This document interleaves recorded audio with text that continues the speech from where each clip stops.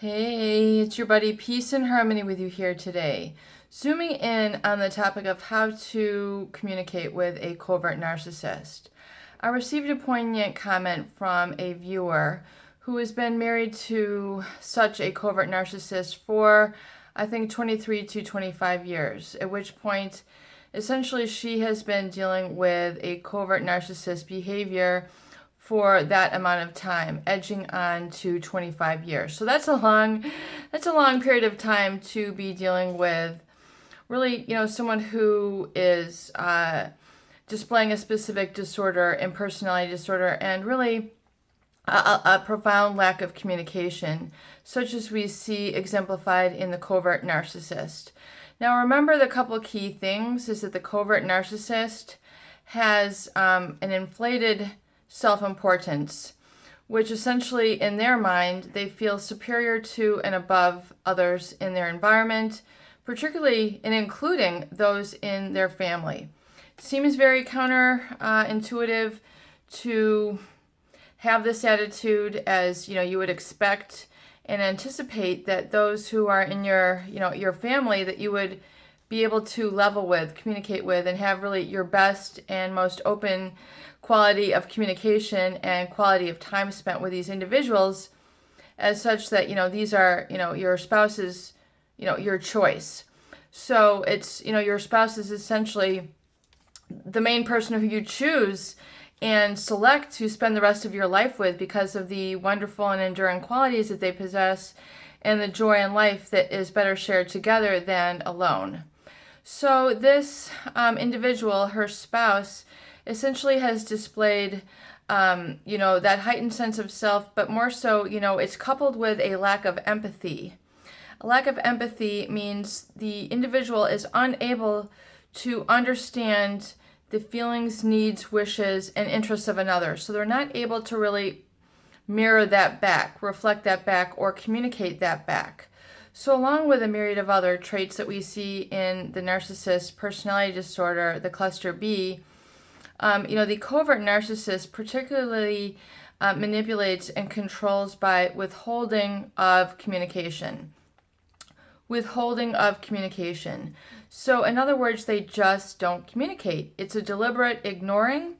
It's a deliberate reticence. It's a deliberate aloofness that is designed to essentially shut others out, keep others barred out. It creates a wall of separation between the covert narcissist and others, really, who essentially then serve as supply for them in their world and in their environment. So what is supply? Essentially those who are able to provide much of the needed skills and qualities that is lacking in the covert narcissist. So for example, someone who's very decisive, they tend to attract someone who's very decisive, someone who's a great communicator, someone with a lot of energy, the glue in the family, someone generally who's very good interpersonal skills, interpersonal, interpersonal skills. So in other words, someone who really has quite a bit of social intelligence, or what Daniel Goleman would suggest is emotional intelligence. So essentially, attracting somebody with a high degree and high quality of empathy, and is able essentially to provide an overpouring of these qualities, which are essentially a deficit in the covert narcissist. So the covert narcissist will oftentimes, it's a very abusive experience when they withhold the information, because what essentially it's communicating in a very smug manner is that, you're not good enough for me to communicate with. You're not worth my time.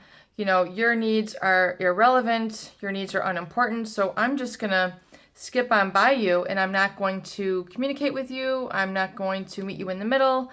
I'm, basically withholding this, and I'm reserving all my time and energy for myself, at which point, the covert narcissist then will generally, engage in a lot of selfish behaviors, which promotes their, an inflated sense of self, and essentially oftentimes an elaborate fantasy world, if you will. that they essentially retreat into.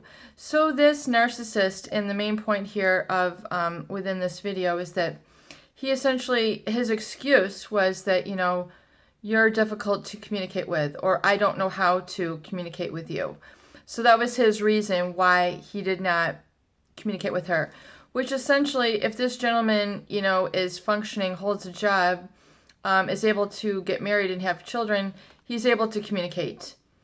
You know, he does have a voice, you know, unless he was, you know, deaf or, you know, hearing disordered, you know, I mean, do you see what I'm saying? He's able to communicate. So essentially, the covert narcissist is very able to communicate. In fact, generally what people discover later in life is that they actually are very intelligent. They do possess a lot of opinions. They do possess a lot of feelings, but you never even get to know the person because they're so reticent. They're so aloof.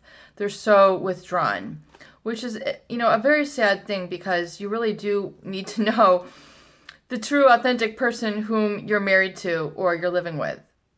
So, okay, so, you know, that essentially, and what I would like to share with you is that essentially, you know, that sort of situation is basically very much an excuse.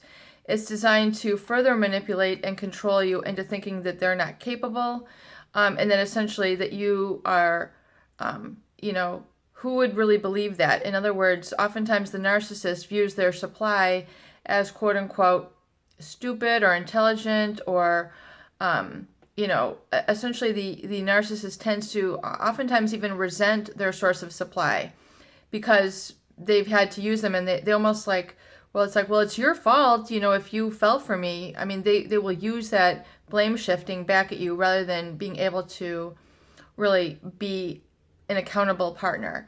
So realize that, you know, that is essentially a denial tactic, that they, you know, did not know how to communicate with you.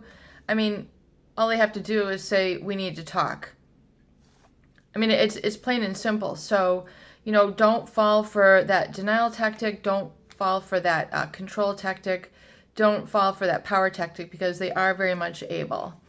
And so for those who are dealing with a covert narcissist, you know, and find it difficult to communicate, get some books, you know, that have, you know, just things that you want to bring up with them, and have these in like a little written format, so you can, you know, basically bring these to their attention and bring it to them in a very positive manner.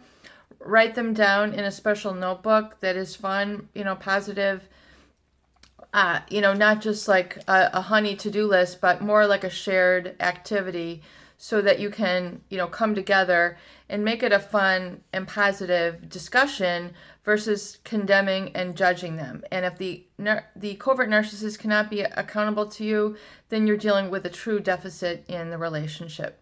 Peace and harmony with you here today. I hope these videos do help. Please share and please subscribe for more great tools, videos, discussion, and support.